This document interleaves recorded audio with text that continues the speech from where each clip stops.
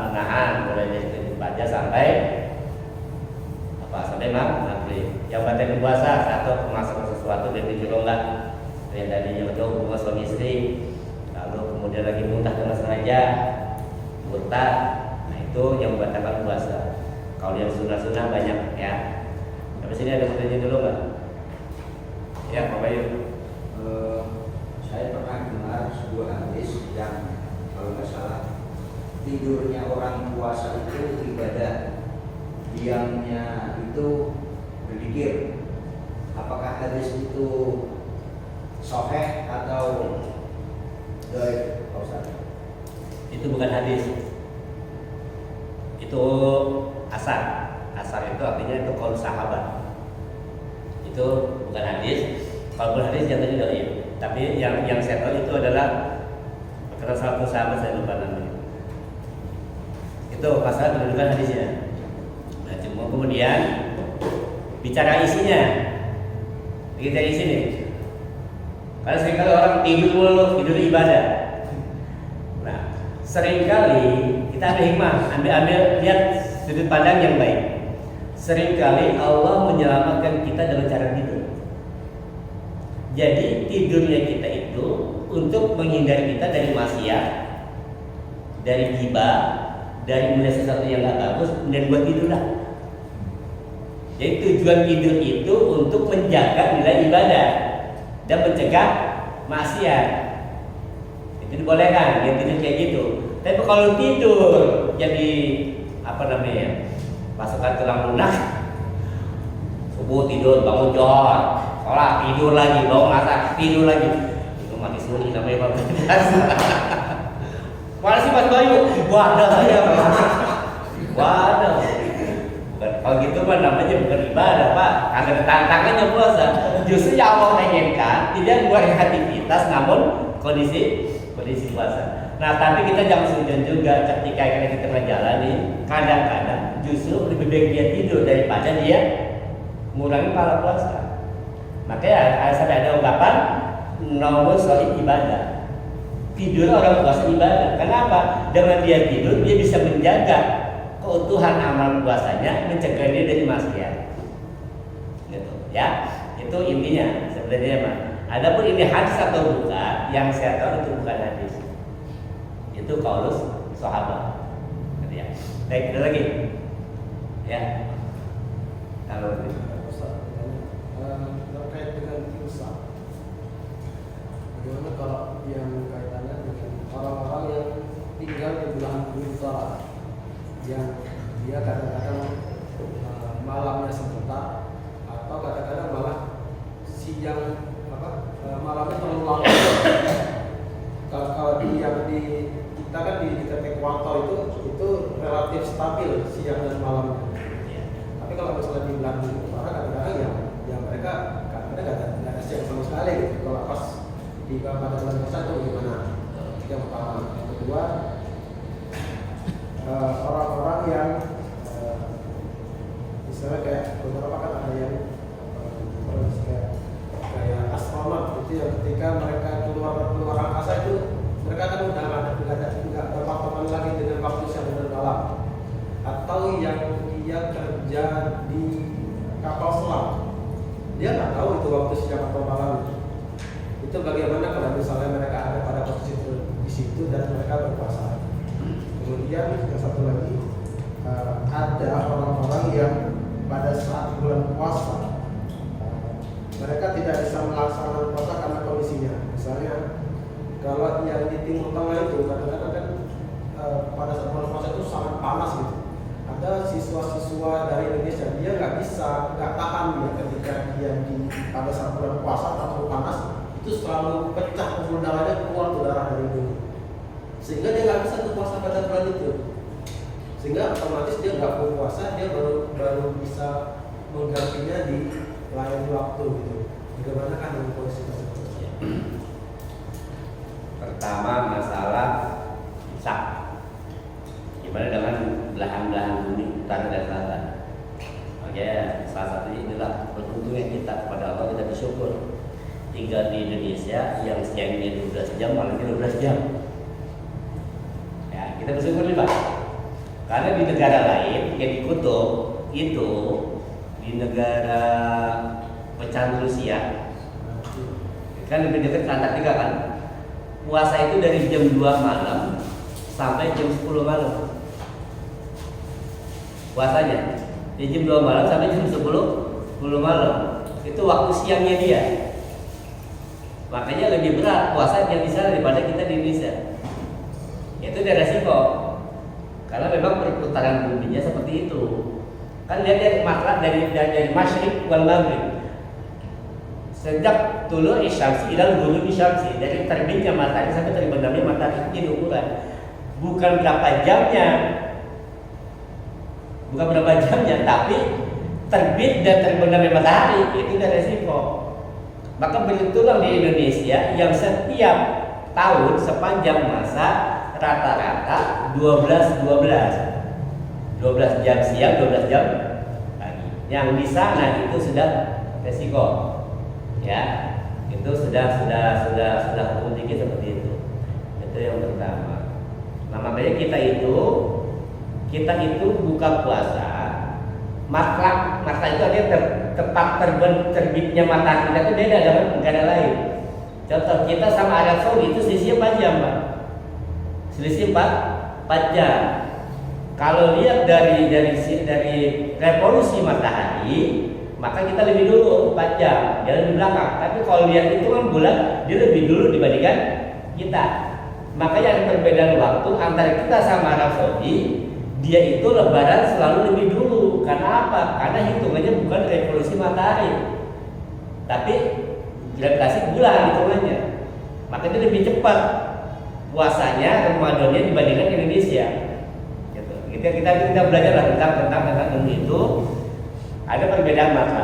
Nah, kita puasa di sini nih, sahurnya di Jakarta. Ketika kita ke Papua, kasih sih 2 jam nih. Kita sampai di sana, berjalan atau sudah maghrib. Padahal ukuran jam kita itu belum. Kita harus tunggu ukuran jam kita. Di mana Anda sahur, maka bukanya pun harus ikutin waktu Jakarta. Misalkan Bapak dari Jakarta berangkat jam 12 siang. Perjalanan ke Papua itu selama 4 jam. Jam 12 nih. 1, 2, 3, 4. Sampai jam 4 sampai di Papua. Ternyata ada perbedaan waktu antara Papua dan Jakarta itu selama 2 jam. Sampai di sana ternyata jam berapa? Nomor 2. Jam 6. Maghrib kan? Maghrib waktu Papua kita belum boleh buka. Kenapa? Karena makhluk kita itu kita ikutin bukanya sahurnya Jakarta. Tunggu 2 jam baru kita. Sebagai ulama mengatakan itu, Pak. Jadi tergantung kita sahurnya di mana. Nah, beda kalau sudah besokannya kita sahurnya di situ di Papua, maka bukanya pun pakai waktu Papua. Ini bicara fikih, maka beda-beda pendapat. Nah, cuma yang masuk seperti itu, ikut masalahnya kita di mana.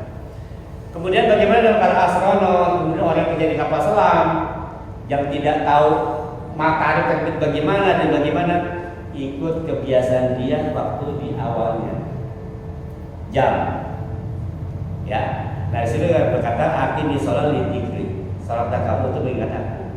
Dia standarnya biasa aja, Pak. Dia dia punya waktu bumi kan. Standar itu yang dia pakai. Walaupun dia ada di bulan atau di kapal selam nih yang kita nggak tahu jamnya jam berapa, kemudian udah berapa lama di dalam lautan, dia gunakan waktu sebagaimana standarnya dia waktu di darat. Itulah pentingnya kita tahu waktu sholat. Kemudian bagaimana dengan orang-orang yang memang nggak kuat puasa karena kondisi. Nah, kan sudah jelas ayatnya kemarin, ya. Barang siapa yang kondisi sakit, gitu kan, maka fa'iddatun min ayamin ukhra. Silakan buka, tapi nanti dikodok, dibayar di hari yang baik. Kayak pelajaran tadi tuh yang di Arab Saudi saking panasnya gitu kan, atau dia pulang kampung mudik bawa mobil nggak kuat kalau karena kalau dia puasa bawa mobil malah sepelang nih, bisa celaka kalau dia bawa mobil kondisi puasa. Buka lah, nggak apa-apa. Karena kondisi terpaksa. Tapi nanti selesai lebaran bayar kodok puasanya. Itu bayar. Udah kan ya? Mau deh. Kalau orang yang cuci darah apakah boleh berpuasa? Itu yang pertama. Yang kedua, kenapa saat 15 terakhir itu harus ada doa kunut saat di tarawih? Yang ketiga itu apa perbedaan antara nuzul Quran dan Lailatul Qadar? Berbeda antara Nuzul Quran dan Lailatul Qadar sama-sama turunnya Al-Quran. cara semoga minggu besok pun di rumah. Karena pas minggu ketiga. Baik, masalah kunut kembali lagi. Nah, ini kembali lagi ini masalah dilafiyah lagi. Kenapa malam 16 itu baca kunut? Itu yang diajar oleh para sahabat ketika 16 akhir Madzhab Syafi'i dan jumhur ulama itu mensunahkan untuk baca kunut. Kenapa? Diistilahkan kalau semakin akhir itu tantangannya semakin berat, ujiannya semakin berat, maka semakin kuat dia minta perlindungan kepada Allah Subhanahu Wa Taala. Ya, kenapa di malam ke-16 itu ulama berpendapat bahwa memang sudah mulai masuk akhir-akhir Ramadan, maka dia dianjurkan untuk lebih banyak dia berdoa. Kemudian kapan dibacanya itu disepakati setelah pada saat sholat witir di rakaat yang terakhir. Kalau andai kan di Masjidil Haram dia sholatnya 23, jadi selesai sholat witir baru di witir yang ketiga baca 20. Tapi ini hukumnya sunnah. Kembali hukumnya sunnah. Yang subuh saja sunnah, apalagi yang tarawih. Gimana kalau nggak baca ya nggak apa-apa. Kalau kita nggak kunut sholatnya batal nggak? Enggak, ya udah nggak apa-apa. Nggak usah diributin, gitu ya.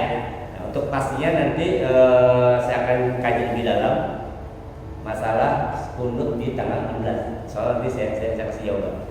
Itu yang pertama. Yang kedua masalah apa tadi? Cuci darah. Cuci darah itu tadi sudah dibahas, ya. Bekam, jatuhnya kan bekam. Bahkan kalau bekam itu ngeluarin darah, nggak masuk lagi. Cuci darah itu kan dia keluar masuk lagi. Itu boleh makruh. Karena dia ngeluarin darah tidak melalui rongga, masuk pun nggak melalui rongga kan? Dari jarum. Itu boleh makruh. Tapi sebisa mungkin puasa. Sebisa mungkin. Kalau nggak kuat nggak apa-apa. Kalau nggak kuat nggak apa-apa. Nah, masalah cuci darahnya karena dia kan tidak dari rongga, tapi dari jarum suntikan, dan dia itu dari darah masuk lagi. Dan itu kan bukan makanan, tapi suplai darah dia. Kemudian masalah nuzul Quran dan Lailatul Qadar. Nah, makanya Lailatul Qadar itu nuzul Quran itu kan turunnya Al-Quran. Masalahnya turun dari mana ke mana? Kan gitu. Apakah dari Sidratul Muntaha ke langit dunia? Apakah dari langit dunia ke bumi? Nah, yang dikatakan nuzul Quran tanggal 17 Ramadan itu turunnya Al-Quran dari Sidratul Muntaha ke langit dunia atau langit paling dekat ke bumi. Itu tanggal 17 Ramadan. Adapun dari langit dunia ke bumi itu kan langsung. Jadi yang 17 Ramadan itu turun sekaligus 30 juz ke langit dunia nih satu buku. Nah, adapun nanti turun ke bumi kan langsung, ya, langsung. Nah, ini sebutnya nuzul Quran itu 17 yang dari langit ke-7 ke langit dunia. Ini yang 17 Ramadan.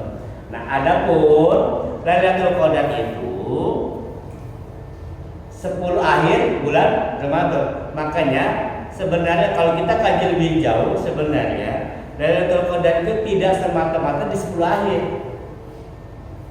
Ada juga kadang-kadang Lailatul Qadar datang di malam ke-19.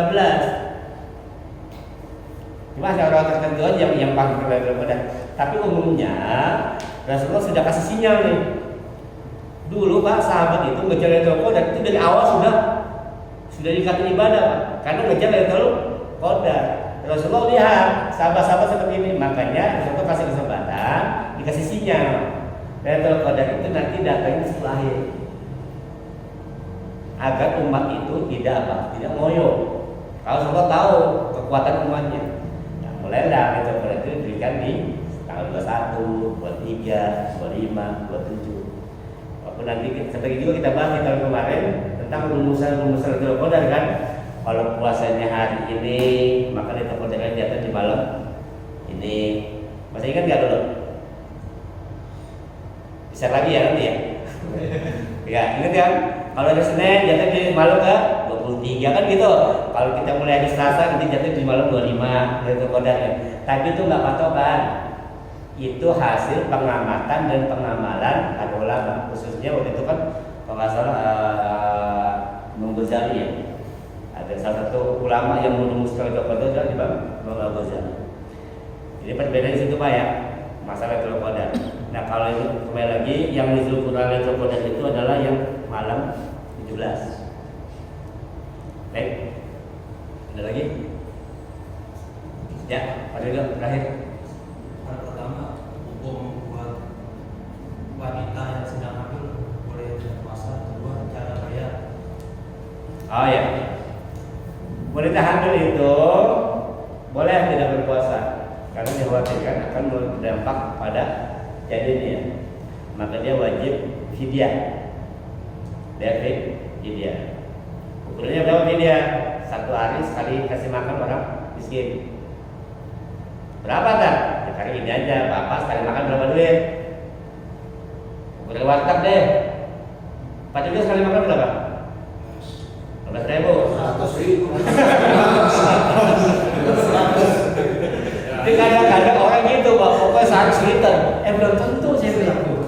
Karena ukurannya itu bukan ngasih beras 1 liter. Fidyah itu ta'amul miskin, kasih makan orang miskin. Satu hari atau Hah? Sehari satu. Oh, sehari satu. Iya. Kan gini, kan saya tanya, Bapak sekali makan jam biasanya berapa? Ini jangan sampai dia makan sendiri 30.000, udah dia 15.000. Kata saya 15.000, ayo jujur loh, gitu kan? Biasa makan di Padang, makan di warteg gitu. Makanya gitu Pak, jadi ukurannya Bapak makan itu sekali makan berapa? Gitu. Ya standar kamu kasih makan orang miskin standarnya nih, standar warteg lah. Gitu kan, 15.000 sampai 20.000. Masih Padang lah paling kagak. Kalau kita bisa dekat, enak banget kalau kita puasa 15.000 aja lo nggak mau kan gitu. Jadi paling tidak sehari ya 20.000 lah. Ya 20.000. Berapa hari Bapak nggak puasa? Tinggal dikaliin. 20.000 dikali bulan ya udah berapa step Pak?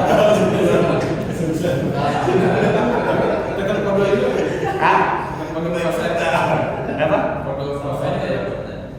Kode iya, tetap kode iya. Nah, cuma nanti gini, misalkan nih hamilnya itu 9 bulan atau hamil tua ya, hamil tua gitu kan 7 bulan. Nah, ternyata begitu habis lebaran lahir kan, dia suit, belum bisa kode. Tetap nanti kodenya ketika sudah mendekati puasa tahun yang akan datang. Yang puasa sekali terus gajinya apa sekali. Tapi sekiranya memang kagak bisa, udah kan sudah bayar sedikitnya. Bayar pada saat zakat atau gimana? Hah? Bayarnya pas saat itu. Baik datang dan ayat. Nah, model fidyah itu bisa nanti akhir, ya kan? Berarti itu nih, berapa hari nggak puasanya? Ya kan belum ketahuan bakal berapa hari. Setelah ketahuan nyata saya nggak puasanya 30 hari, nah itu bayar fidyahnya. Ya ini bisa barang. Bagusnya sih sehari itu nggak puasa, hari itu bayar. Bagusnya, jadi hari itu nggak puasa itu bayar. Kalau nggak puasa kan itu mau tidak tiap hari kasih makan nih ya. Oh bisa. Maka sebenarnya sebenarnya gitu. Jadi udah gitu Pak, kasih makan tiap hari. Pokoknya 1 hari sekali kasih makan. Saya 10 dari. Ada yang bilang pakai beras gitu kan, ya kasihan kalau kasih beras gitu. Kasih makan, kasih gini aja, seukuran kita makan. Sampai ke orang tua kita orang tua sudah ujung, udah nggak mungkin dah puasa gitu kan, udah pikun gitu kan, atau dia memang sudah sakit permanen, udah nggak mungkin dia puasa, itu ganti fidyah. Bisa kita punya orang tua, punya kakek, punya siapapun yang tanggungan kita, dia sudah nggak mungkin puasa. Nah kita misalkan berapa hari ini dia nggak puasa, ternyata 3 bulan nggak puasa, ya sudah, ketika malam takbiran atau setelah lebaran, ternyata dia nggak puasa selama 3 bulan Februari, buat fidyahnya untuk mengganti puasa orang tua atau kakek kita yang sakitnya sudah nggak bisa mungkin sembuh. Kalau dia gimana kalau pikun? Nah, kalau pikun udah kena kewajiban. Nah, masalah lagi kalau orang tua kita punya utang puasa, siapa yang wajib bayar? Ahli waris. Misal bapak kita sakit, lagi puasa nih, nyata nggak puasa 1 minggu terus meninggal, paham nggak nih? Orang tua kita sakit lagi belum puasa, kan nggak puasa nih selama 1 minggu, kemudian meninggal. Dia punya utang puasa berapa hari? 1 minggu kan? Nanti habis lebaran yang wajib bayar puasa itu ahli waris, anak-anaknya. Jangan warisnya doang diributin, utang puasanya beresin dulu. Karena hutang puasa, hutang uang itu kewajiban ahli waris. Makanya ketika punya orang tua sakit, kita harus ingat, kita harus tahu, Pak, Bapak berapa hari nggak puasa? Mak berapa hari nggak puasa? Ingat berapa hari kita sebagai anaknya yang bayarin hutang puasa orang tua. Bagi ahli waris. Nah, kalau pikir Bapak gini, ya Mas Wahyu. Menyambung pertanyaan dari Mas Ridho, mungkin kalau orang-orang yang sudah sepuh itu mungkin itu kan kewajiban puasanya kalau sudah membayar fidyah mungkin sudah gugur gitu ya. Tapi mungkin kalau kayak istri hamil atau istri sakit itu kan, itu apakah ketika sudah membayar fidyah itu kewajiban kita sudah gugur atau masih harus diganti di? Nah, ini beda-beda Pak ulama. Ada yang mengatakan ketika pembayaran fidyahnya, taruhlah kita kan tadi ini mengganti 1 kali kita makan, taruhlah kita makan 20.000. Nah, itu apakah harus kita kasihkan ke fakir miskin atau bisa diniatkan, taruhlah pas kita ke mushola saya bayar fidyah, kita masukkan ke kotak amal, itu di mana itu Ustaz? beda. Pertama, ini beda pendapat nih. Ada ulama mengatakan ketika dia sudah bayar fidyah ya sudah, nggak perlu qada lagi. Ada ulama yang mengatakan tetap harus bayar qada. Kenapa? Karena dia masih mampu puasa. Hari itu fidyah itu hanya untuk mengganti dia nggak puasa pada saat itu. Tapi kewajibannya tetap ada, ya kan? Dia pendapat pertama. Pendapat yang kedua, karena dia sudah bayar fidyah, maka nggak perlu lagi bayar qada puasa. Kali itu pendapat. Kenapa? Karena sudah bayar fidyah sama aja dengan orang tua yang sudah sakit permanen. Maka dikhususkan buat orang-orang yang memang masih memungkinkan dia bayar qada, tetap bayar qada. Tapi setelahnya. Tapi buat orang-orang yang tidak memungkinkan untuk mengqada puasanya, ya orang tua yang sakit permanen itu nggak wajib puasa lagi, ya, karena sudah bayar fidyah. Yang kedua, bagaimana cara kita bayar fidyah? Boleh nggak kita ngasih ke kotak amal? Ingat, fidyah itu ta'amul miskin, untuk makan orang miskin. Jadi nggak boleh masuk ke kotak amal, tapi harus langsung ngasih ke bersangkutan. Kasih aja manusia global. Kan banyak tuh, kalau Jumatin itu kan kasih mereka. Yang memang kita yang memang secara kasat mata, ya memang dia harus kasih makan gitu aja. Ya, jadi sasarannya tepat. Maka saya bilang kalau kayak gitu-gitu panitia jangan mau nerima fidyah. Amanah, kan repot. Pak Bayu kan Pak Bayu itu deh bisa nanti dia bayar fidyah sama saya. Nah, Pak Bayu cari tuh orang miskin kasih makan. Karena itu aman. Sekali lagi urusan harta itu Pak ada ya Pak. Jadi kita bahas zakat ya. Nah masalah zakat ini hanya sebagai pembuka aja. Kita nggak boleh zolim tentang harta orang. Kalau dia mustahik zakat harus dikasih haknya. Kalau dia orang kaya nggak boleh kita rampok hartanya atas nama zakat. Kata orang kaya, oh zakat. Padahal itu nggak wajib zakat. Contoh ada orang jual aset, jual rumah. Jual rumah itu jual aset namanya kan, atau jual tanah, itu wajib zakat nggak? Nggak wajib. Jadi ada orang jual aset itu nggak wajib zakat. Yang wajib zakat usaha, hasil usaha dia. Kalau dia memang properti kayak Bu Iren, jual rumah itu kan bukan jual aset, emang jualan rumah. Yang kena zakat hasil penjualan rumahnya. Nah kalau kita jual rumah kita nih, rumah semata wayang atau tanah kita satu-satu kita jual, walaupun itu 10 miliar, nggak ada zakatnya. Ini kita jangan mentang-mentang pengurus masjid, pengurus musola, woi zakat woi 2,5%, jolim itu. Ya, jadi jolim itu bukan cuma kepada orang miskin, kepada orang kaya pun kita nanti kena jolim. Makanya ngeri, jadi ambil zakat kalau kita nggak tahu ilmunya. Baik ya, jadi dulu deh. Nanti kita bahas lebih jauh masalah zakat. Subhanallah wa bihamdika, asyhadu an la ilaha illa anta, astaghfiruka wa atubu ilaik.